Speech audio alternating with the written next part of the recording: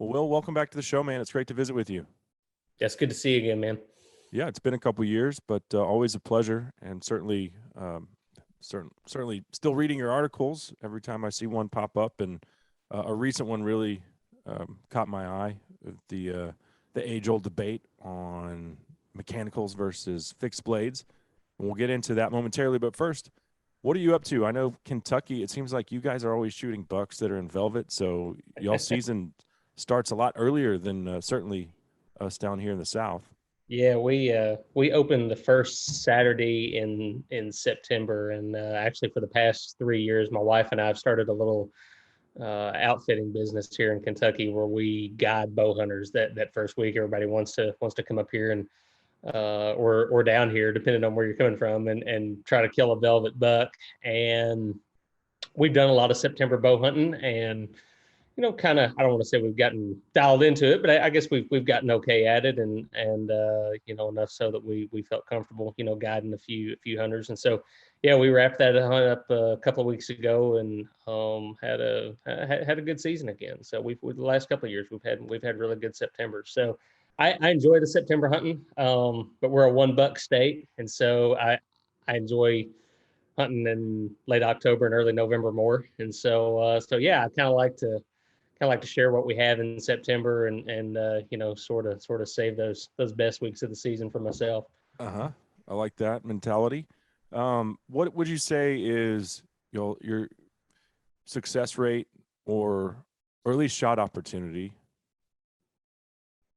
Um, this year we had three guys in camp. Uh-huh. One guy killed a buck. One guy missed a big buck and had several other close calls. Our third client saw a lot of deer, just never did see the one that he wanted. So, Mm-hmm. really, and that's kind of been the way it goes all 3 years. I mean, I'm hesitant to assign a success rate when Sure. you're talking about wild whitetails, but pretty And high. I bow mean, and bow most guys get a hunters. shot. I think I sent in the email exchange we had going. I think I'd mentioned I just got back from New Mexico. There were 6 hunters in camp. 5 bulls got shot, and 0 were recovered with Yeah, that's archery tough. equipment. The outfitter, my friend Jared, he said this is the worst week we've ever had as far as recovery. I mean, we didn't Yeah, find a damn one of them, yeah, but it was a great week for shot opportunity. Now elk are a little tougher than whitetail, they uh, are for sure. but yeah, it was a rough one, and some of those were shot with mechanicals, which we'll get into. Um, the one that I shot, I just hit high, and it was more of a judging unknown distance Hmm. error than anything else. Now, um, the good thing for elk though is they're tough, and he's I think we went back to the same area. We waited 48 hours, went back. We were looking for birds, trying to retrace our steps on the blood trail, which just petered out. And when you hit them in no man's land, that's typically what happened. And I knew when I saw where the arrow impacted, oh man, I got great penetration. The guy that was with me, he's like, you smoked him. I was like, yeah. When he ran away, I saw that arrow was just a little higher than where I Hmm. thought it was going to be. I Yeah, shot him for 40 yards, and he ended up being 32 yards. yeah, Big difference. yeah, for And sure, for sure. Yeah, I think the probably the biggest deer I've ever shot at in my life with a bow. I hit high like that, and unfortunately, you shoot at enough critters with a bow, and you're going to hit them about everywhere, and you're going to lose some, and that's how we learn to try to do better next time. But I mean, I've come to realize, just both through my own experiences and having been around a whole lot of bowhead animals, not just deer, but other critters too, that high hit, kind of, people call it no man's land, whatever you want to call it. It's, mm-hmm. it's really, it's kind of through the backstrap, is, Yeah, is what it is. Those animals are going to survive. I've come to find out just virtually every time. And, yeah, they're almost unrecoverable unless you can, get lucky enough to shoot them again. yeah. So, Well, going back to what I was saying, we went back to the same area, and we're like, well, we know there were other bulls in there, so we didn't disturb it too bad. Um, that that day we went back in there. I think we got into the same bull because he mhm. had cows with him just on the other side of the ridge. I mean, he was bugling, firing off, and talking back to us. And then, dude, he just ghosted us. Yeah. And he didn't smell us. The wind was perfect. And it was like all of a sudden, as we were coming into this clearing where we knew he was, him and all of the cows were just gone. It was Yeah. like, what just happened? And this was the only time over the course of the week, and we were in elk every day. It was awesome. That was the only time where I was like, something didn't add up here. I think that he's still licking his wounds from. Bull had played that game before, so Yeah. yeah, Yeah. that's tough, man. I think it happens a lot on elk. I mean, not only are they big and just exceptionally tough. I don't know what it is, but I mean, I've elk hunted a little bit, and well, just look where they live.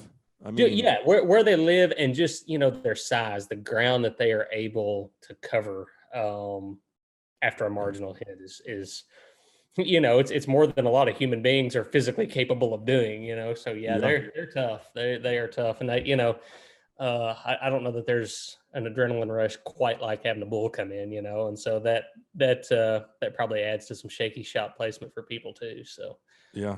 Well, I will say that the guy he was standing behind me, the guy that was calling for me, and he was like, "Dude, you're perfect. I was watching you shoot. Everything was great except for yeah, the distance. It was just operator error." So I felt really good about the shot, but it just didn't pan out. yeah. So let's talk about broadheads. And this, like I said, comes from your recent piece. Fixed blade broadheads are better than mechanical. So the cat's out of the bag already off the top. But After all these years, that's all it took to solve that debate, yeah. And here's the proof. So let's dissect this. How many dollars worth of broadheads have you destroyed over the past couple of years in coming up with the basis for this article? Yeah, I crunched the numbers for that in the piece, and without having the piece right here in front of me, I think I wanting to say it was like $4,000 Yeah, worth of broadheads. $4,000 worth of So, broadheads. But I don't know how many different broadheads you shot, but I'm assuming it was dozens upon dozens. yeah, it's dozens. It's been over the course. So I've been doing a kind of a comprehensive broadhead test for Field and Stream the last 2 years. Of course, I've handled their or been a part of their bow and crossbow testing for I guess 8 years now. But last spring or 2 springs ago, the first COVID spring, I guess, I decided to lump broadheads in there into the test, and have come to really enjoy it. It's a lot of work, but after that first year and then last year too, I really started noticing a lot of performance trends with different styles of head to the degree that you can almost open up a pack of broadheads, look at it, be like, yeah, I don't know about that one. I think this is going to fail right here or whatever. And I mean, I'm a journalist. I'm no engineer, but I'm a journalist and really hardcore bow hunter. And so, try to put together parameters for a test, I guess, that I would be able to write about and make sense to people. And also that made sense to me as a bow hunter. What are the things that that a bow hunter needs in a broadhead to do its job? And so that's kind of what we've come up with. And we weigh all of these broadheads out of the package, measure them for consistency. We weigh them on a powder scale. And that in itself can be pretty eye-opening. I mean, depending on the brand, you get a package of broadheads that says 100 grains on it, you assume they match your 100 grain field points. Well, some of them, out of the same package might be 3 or 4 grains heavier on one end than on the other end. And I mean, rarely does that make any difference at all at the distances people are shooting at whitetails. But if your broadheads are expensive, and if you're kind of particular about your equipment, like most bow hunters are, you're paying that much money, you want to gun away, and so there's that. Have you noticed this? And this just came to my mind. Have you noticed any difference out of the package in things manufactured in China versus American made products? No, I can't say that. Okay. You know, I will say it seems like, and I mean, this may be an answer to that. It seems like some of the like bigger mass produced broadheads, not all of them, but some of them I see inconsistencies, but some of them, you know, I guess the companies got big for a reason because they were pretty good, and Hmm. they still, like the quality control still seems to be pretty good. So I can't say that from from one brand to the other, like where they're where they're made or anything like that. It's just Yeah. really is like we weigh them all. We put them through all the same paces, and I can't remember, like say, having tested dozens and dozens of them. I can't remember off the top of my head which ones seem to be more consistent, versus the others, brand name wise. And I think that's the beauty of this test is we're not. Um, I've got buddies who work for different broadhead companies and stuff, and but I'm not beholden to anybody for this test. Right. Like I send out an invitation to as many broadhead companies as I can find, and everybody's welcome to participate. They've just got to send the minimum number of samples and hit the deadline, and we'll try them, Uh-huh. same as the others, and we're going to report the results however they line out. So um, and at the end of it, like uh the only allegiance I have is like the broadheads that do the best. Those are the ones I'm going to hunt with myself. And so, like 2 years ago, it just happened to be the Wasp Havilon HV. Well, I've spent a lot of my own money out of my pocket buying those broadheads. They sent me some, and I hunted with those samples and stuff. But I just really liked them. They've done really well on game. They mirrored on game animals exactly what I found in the test. Hey, these work pretty well, so I'm going to keep buying them. And Sure. that's the closest thing to, I guess, an allegiance that we've gotten out of it. So, So you mentioned consistency. There were four things that I picked up on the article that you were testing for: consistency, accuracy, sharpness, and durability. mhm. So with that in mind, what were the parameters for the test? Were you, I don't know, were you shooting through steel drums? Were you shooting through carcasses or No, concrete? well, Like, so for the accuracy portion of it, we do both a crossbow and a compound bow comparison, and I will match up field points. So, for 125 grain heads, we do 125 grain field points, mhm, and get the bow dialed in there. We tested it. I believe 25 yards was the test distance for a compound bow. Crossbows, I think 40 yards. And again, like all this stuff is there in the results of the test. And we just compare the point of impact with a three-shot group with our field points, and do they hit where they're supposed to or not. The sharpness test, I mean, there's a lot of ways that you can measure sharpness, right down to I guess like electron microscopes and stuff, examining edges and stuff. I did it with a rubber band test. It's kind of the way that like when I was a kid, resharpening broadheads, that's kind of what my dad always told me. If you take a rubber band, get it just taut between your thumb and index finger, how much pressure does it take with the broadhead blade to nick it? And then of course you can tell a lot just by checking the edge and mhm, seeing if it'll shave hair off your hand and things like that. And what I guess like what I generally find is that with that in particular, like most of your fixed blades tend to be a little sharper than a lot of your mechanicals. It's not universally true, but most of them anymore are at least acceptably sharp mhm.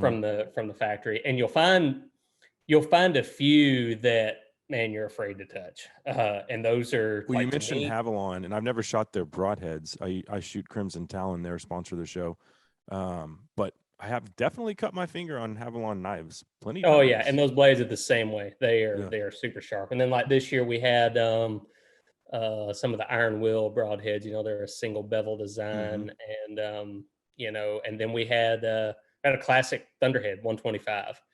And all of those this year, I just remember like, man, those things are sharp. And Yeah. you don't have to worry about them. If you're shooting a deer, you don't have to worry about them rolling a blood vessel out of the way rather than cutting it. And I think that's what that rubber band test kind of signifies is, blood vessels.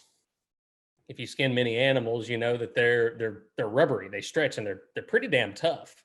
And if you've got something dull, it will kind of tend to just sort of roll them out of the way, right? You don't know exactly what all's going on as the arrow's going through a critter, but it would make sense to me. And sharp broadheads, I think, are very much like a sharp knife. If you've ever cut yourself on a Havilon or some other really sharp knife, one of the first things you notice is like, man, it is bleeding a lot and I don't feel a lot of pain. Like Right. it's scary to look at. There's a lot of blood coming out and like, it really doesn't start hurting for a few days, where if you cut yourself with a dull knife, you feel it. But the blood is generally not as profuse. And I just think it's because of the complete severing of those little bitty blood vessels. And I think that's exactly what you're looking for in a broadhead. So there's all that. And then My the finger fun just started hurting just thinking about the last time I did that. I was in New Mexico and shot this mule deer at like 10,000 feet, and it was cold, and got the Havilon in there, and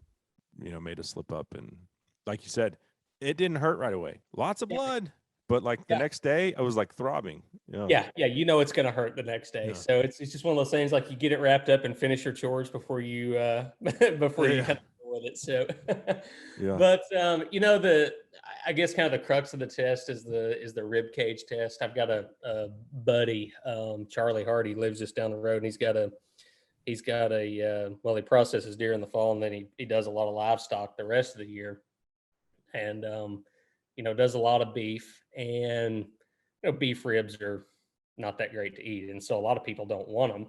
And so I have Charlie just set aside his beef ribs from a year's worth of processing cattle. He puts them in the freezer for me, and man, they are a pretty good representation. Like it's a pretty formidable target. Like I've seen broadhead tests where people are shooting through concrete blocks and tires and steel and all that, and like it's cool. But it's not the same as flesh and bone. Mhm. There are steel belts in a tire that no animal has. And I mean, yeah, if a broadhead will punch through that, it's impressive. But I want to know what it will do against heavy bone and muscle. And so cattle ribs are, I don't know how much thicker they are than a whitetail's ribs. They've got to be 3 or 4 times as thick. Right.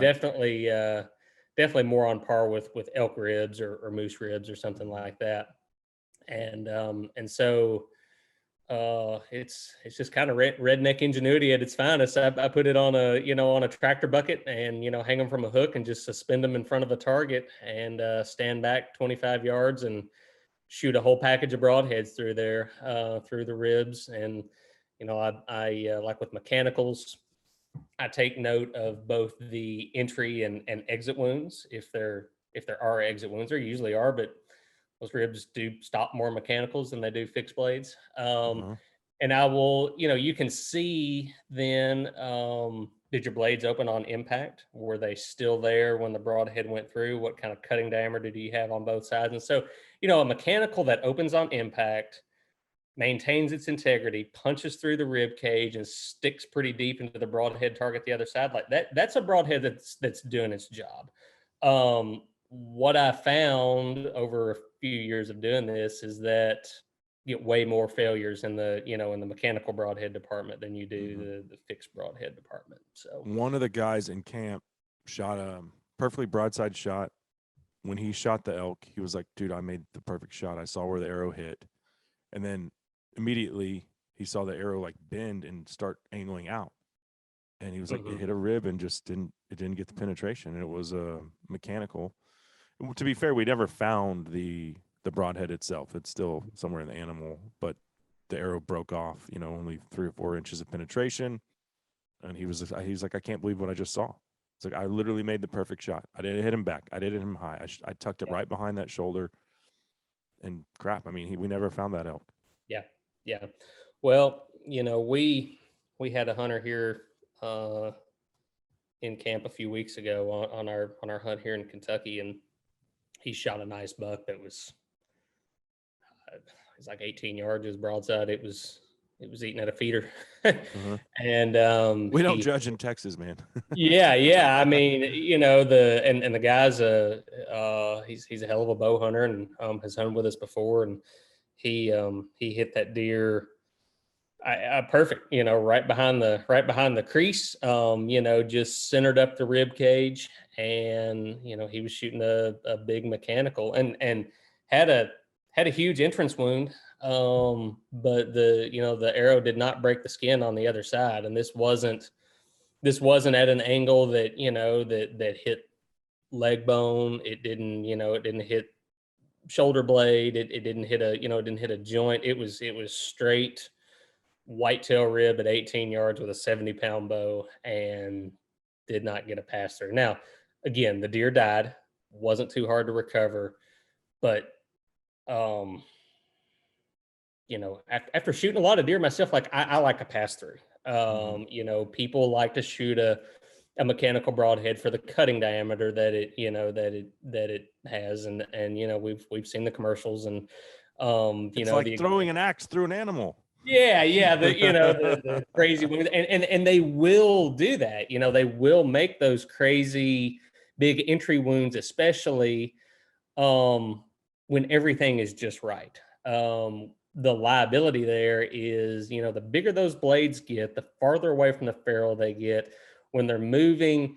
Just inherently, the structure of that broadhead is not going to be as strong as a tighter, even a smaller mechanical design, but certainly a smaller fixed blade design. And that is you're going to lose some kinetic energy opening those blades, and some momentum, because those blades are going to slow the arrow down, and you might get a pass through, you might not. And that's not to say, like I say, mechanical broadheads work just fine. I've shot a lot of deer with mechanical broadheads. I've shot a bunch of turkeys with them. They do work. And I'm not saying that like people should take them off their arrows and quit using them. But I am saying, comparing apples to apples, like the things that are important for bow hunters, kind of start to finish, my testing has shown anyway that fixed blades consistently do better. So Mm-hmm. You there it is. personally haven't lost an animal with the mechanical, though. I don't think that I have. No. Now I have always hunted with fixed, and I have lost plenty of animals with fixed blades, but I've always erred more as a fixed blade hunter. And so you shoot more animals with whatever it is, Mm-hmm. odds are going to catch up with you. You're gonna you're gonna lose, you're gonna lose more. But no, I don't think I have lost an animal with a mechanical. But your buddy Charles Hart, who you mentioned, you get the ribs from, who does deer processing every Yeah. fall, he has pulled out more mechanicals out Oh, of no rifle doubt. Yeah, rifle Charlie, shot deer. he was kind of the one who inspired me to go down the road of doing this story. We were a couple of years ago, and I think I was picking up a deer that I had him process or something, and and we got to talking about the best ways to do a broadhead test, and I mentioned the cattle ribs, and he said, "Man, a broadhead test will be great." He said, "For years we threw them away." He said, "But I've started saving them." And he showed me this little box that he keeps there in the shop, and he said the numbers of broadheads that we pull out of deer, because most of his deer, like anywhere else, they come in during gun season. There's a few guys around that bring him deer during bow season, but most of them come in during gun season. He said, the numbers of deer that he gets in that are killed with a gun, and that he finds a broadhead in them that from where the deer survived a hit with a bow. It's crazy. It's multiple examples every season, and he says over and again they're mechanical heads, and not only that, he said when he does find a fixed head, it's usually the result of a really bad shot, Mm-hmm. a hit gone wrong, it's buried up in a hip or something like that. But so a lot of times he finds these mechanical broadheads just under just under the muscle there on the shoulder, sitting right where the hunter probably meant to put him. It just he didn't get the pass through that that he Yeah. needed to kill that animal. So yeah, I mean, Charlie, I don't, I think he deer hunts some. I don't think he bow hunts. But he's just a guy who's skinning deer every single day all fall, and he's like, "Yep, this is what I'm seeing. The mechanical broadheads are stuck in them." So Yeah. Yeah. Well, and that mirrors what this elk outfitter, Jared, who I hunted with this year, what he told me. He's like, "Don't worry about that. Someone will shoot that elk during rifle season, and we'll find the broadhead." Now, mine was a fixed blade, but it was due to a high shot. But mhm. he said, "Dude, we pull up broadheads out of these elk all the time. And Yeah, it's like 50-50, whether if it's a mature bull, he's probably been shot at, yeah, and if the hunter made a bad shot, we'll find the broadhead. yeah. Usually mechanicals. Now, based off of a previous experience with an elk where I shot it in the front shoulder this past year, I got a heavier arrow, went to a 125 grain broadhead instead of 100, uh, um, a stiffer spine, and started shooting a 70-pound bow. Mhm. And I shot a sable in Africa with that setup in July and blew right through the front shoulder. Mhm. I didn't shoot the elk, in the front shoulder this year, but it was with a fixed blade, and I was just amazed at that penetration. Um, Yeah. and I Yeah. would think if you could blow through a sable, 400 and 450-pound animal, elk 600, 650-pound, I think you could go through the front shoulder of an elk with it. Good. And I think a lot of people, um, I'm there's not a saying take that shot. By the way, yeah, that's yeah. an Well, accidental deal. it's kind of interesting because I brought this point up in the in the piece that I wrote, and that people think about the shoulder of an elk or a deer or whatever it is, and they think of the whole thing as being this impenetrable wall. It's just straight up bone. You get ahead of that crease and it's all bone. If you take an elk apart, or a deer, or a cow for that matter, that's not the way that those bones are shaped and structured in there. So, you look at the shoulder, see my hands here kind of on the screen. Mm-hmm. So it's going to make a V pointed, like with the point of the V is going toward the animal's neck. Well, the upper part of it is kind of flat like that. That's the scapula, that's the shoulder bone. Yeah. Then right here is the point of the animal's shoulder, and then the front leg is going to come down. And that's the way the shoulder is actually shaped. And within that V is a little pocket, and it's nothing but muscle. Any broadhead can penetrate that, but it's on an elk it's maybe that big around, and on a deer it's like that big around. But that is directly in line with the heart and the frontal portion of the lungs. Really doesn't matter what broadhead you use. It doesn't matter, for that matter, if it's a field point. If you hit one right there, the blood trail is going to be pretty profuse, and that deer is not going to go far. And same Mm-hmm. goes for that elk or whatever. The problem is, that bone ahead of it, especially on something the size of an elk, is so heavy that it gets tough to penetrate with anything. And so I think a lot of bow hunters, really through a lot of years of bow hunting education and things like that, they have they've been taught to aim a little bit too far back, actually a little bit behind the heart, and toward the rear portion of the lungs, kind of behind that shoulder crease. And that's hitting a critter right in the middle of the ribs. And it'll definitely do the trick, but it is not, you're not going to get the blood trail with that hit that you will that hit slightly farther forward. And I've come to adjust my point of aim on critters a little bit to try to hit them right there. And think I think if you're aiming at deer like that, like I've heard it called the vital V, I think if you're aiming at deer in that area, a fixed blade especially gives you a little more leeway, a little more margin of error, particularly on a whitetail. Like I shoot a 60-pound bow myself, but my finished arrows weigh about 480 grains. And I'm Mm-hmm. shooting a Yeah, I 125 read there was a broadhead. picture you had in the article where you had blown right through this deer's shoulder. Yeah, yeah, and so I don't know that I've ever lost a deer with that setup, um, that I hit too far forward and didn't get enough penetration. It almost always will break those bones up in the Mm. front. And I would rather hit a deer up there than hit one a little farther back. I think where a mechanical does come into its own is with a hit that's a little bit farther back through that rib cage, because that area is easier to penetrate. And then those bigger blades, that wider cutting diameter, well, you're gonna hit more stuff with those wider blades, and it gives you, something of an advantage. So, if you're if you're prone to gut shooting deer, liver shooting deer, maybe the mechanical is the better bet. But I think I think if people will take the time to study an animal's anatomy, and really, like when they talk about a shoulder shot, really look at what they're actually talking about, to really hit the bones of the shoulder that are going to stop an arrow. You're hitting that animal way too far forward anyway. Right. And that's an important distinction to make when you're talking about broadhead styles, I think. Which is weird because I rifle hunt as much as I bow hunt. I'm probably like the world's most okayest bow hunter, but I love it. And there's nothing I enjoy more than chasing elk with a bow.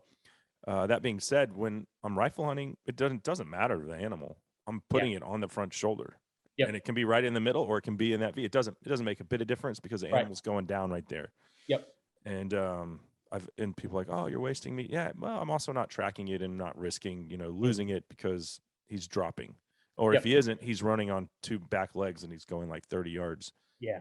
Face planting the whole way. You get that area, and they don't. It doesn't, like you say, it doesn't really matter what you hit it with. They're not going to go far. Yeah.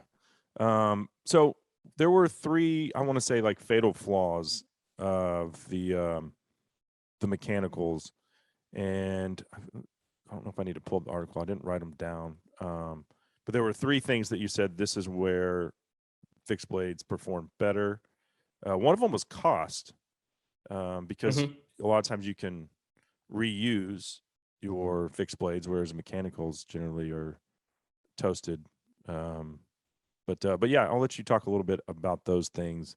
If you, I don't know if you have them handy there, but if not, I'm pulling it up just to kind of refresh myself on the cost, and so it's and like a lot of fixed blades are expensive too. I mean, like, oh, for sure. So, but it's more of a it's there's cost and then there's value, and so like you're in Texas, I'm in Kentucky. We can kill a lot of deer in the states where we live.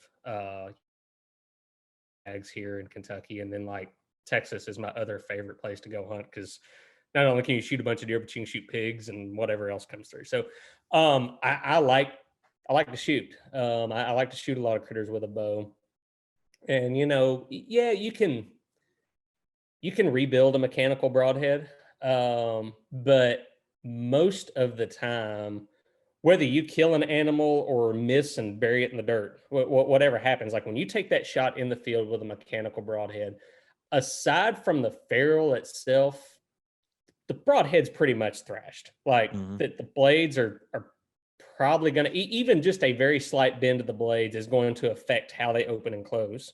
So there's that. If they have, O-rings or retainers, those things are probably going to break. You got to replace them. Some of them have little bitty set screws. Maybe you don't have to replace them, but they're probably going to be covered in dirt and grit and everything else. It's going to be hard to get a hex wrench in there. So even if you can completely rebuild a mechanical broadhead, which most of them you can get the replacement parts and stuff to do that. Is it really as good as it was like right out of the package? Like, do you really trust that if the deer of a lifetime comes through there with, potentially something bent? Because with a mechanical broadhead, like everything has to be working perfectly for the mechanical design, to work as advertised.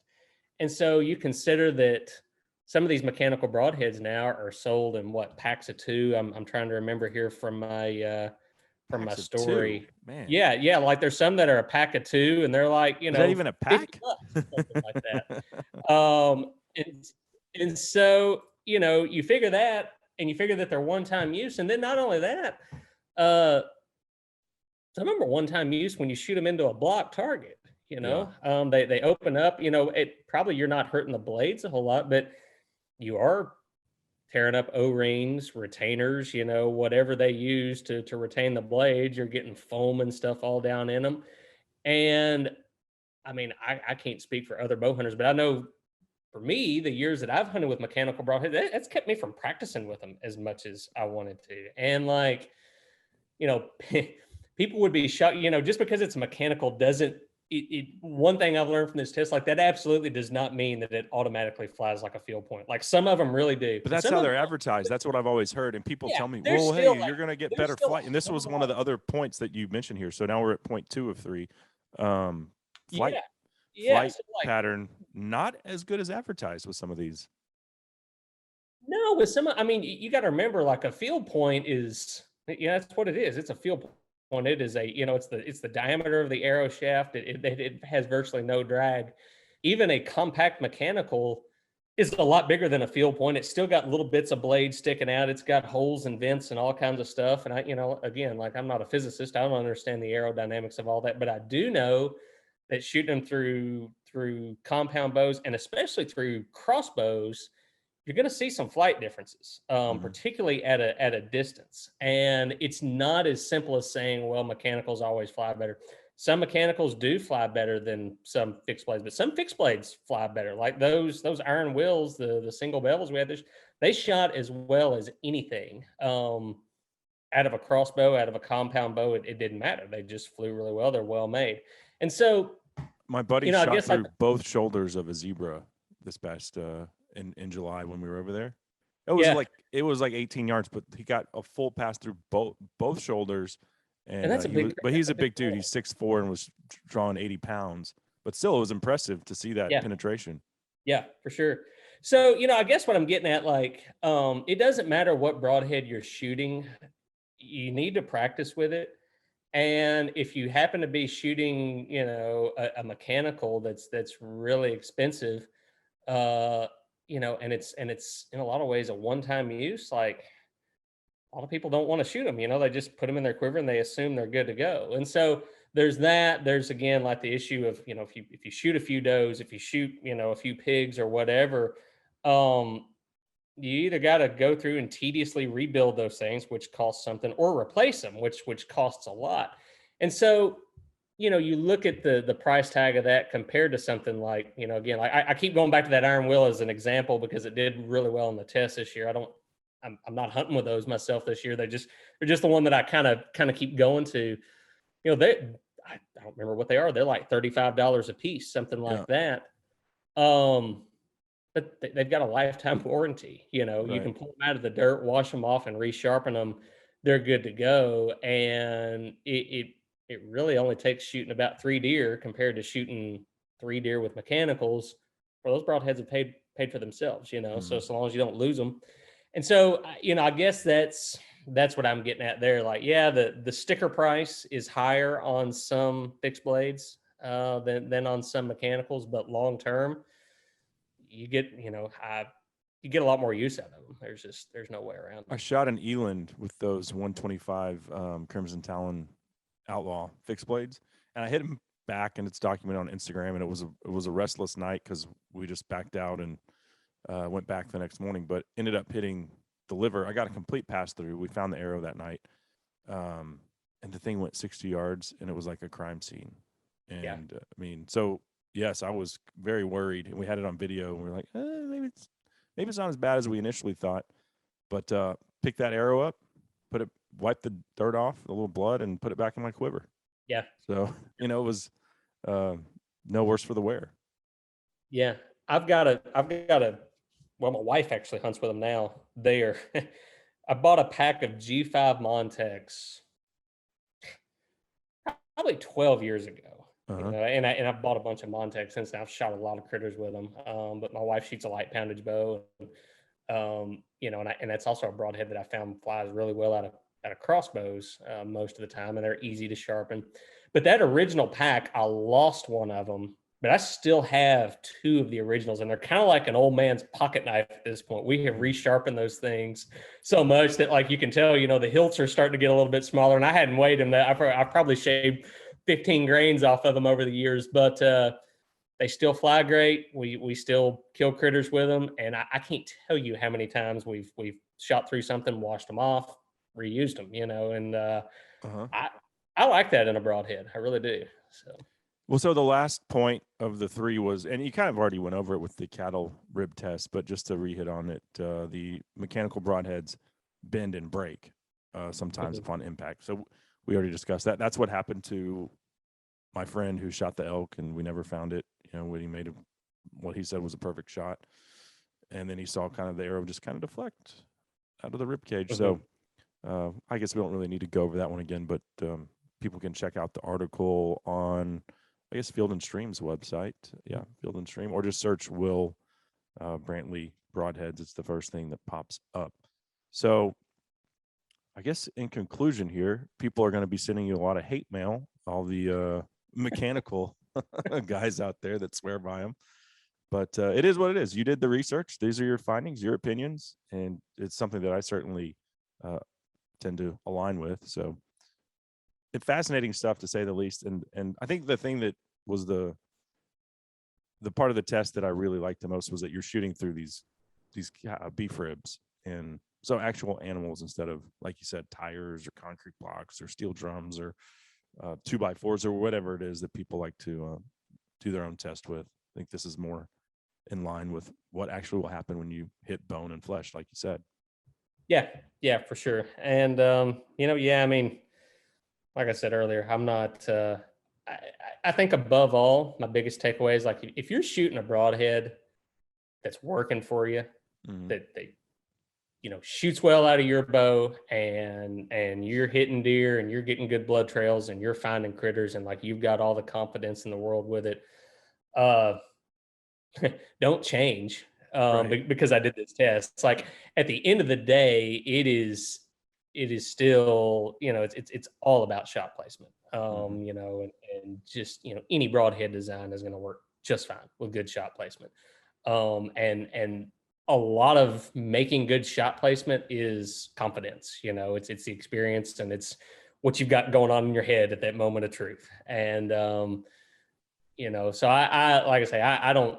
I'm always hesitant to give people second thoughts on the gear that they're using if they already like it. But if you're thinking about changing broadheads, thinking about trying something new, uh, I do think it's a good test. And I do think there's some good information there. And I don't know. I think there's some stuff there that can work for you if you care to spend the time on the range and shooting the critters to see. Right on. Where can folks find you? Well, they can find my work on the Field and Stream website, on realtree.com. I do a ton of work for Realtree these days. I've been working for Realtree off and on for years. Do a lot of writing for Ducks Unlimited. Got some stuff coming out in Peterson's Hunting. So just a lot of the kind of the classic online publications. I'm not a big social media guy. I don't have an Instagram. I steadfastly refuse. So I don't know. So far, I've managed through life without it. So, Good for but yeah, you. those would be the main places. So, Awesome. Well, Will, I appreciate it, man. I hope that you find success in Kentucky in the whitetail woods. Are you coming to Texas this fall? oh yeah, yeah, yeah. Awesome. We've got a lease there around Stephenville. So Oh, cool. yeah, we'll be down there. My wife and my little boy and I we love going down there. We went there a couple of times last year, and he likes to sit in the stand and shoot pigs and a couple of pretty good bass ponds down there. Yeah, y'all got it going on in Texas. There's no doubt about that. So We think so. Yeah. Well, cool. Well, hey, Will, I appreciate the time, man. Good luck this season, and I look forward to our next visit, whenever that is. yeah, man, thanks for having me on.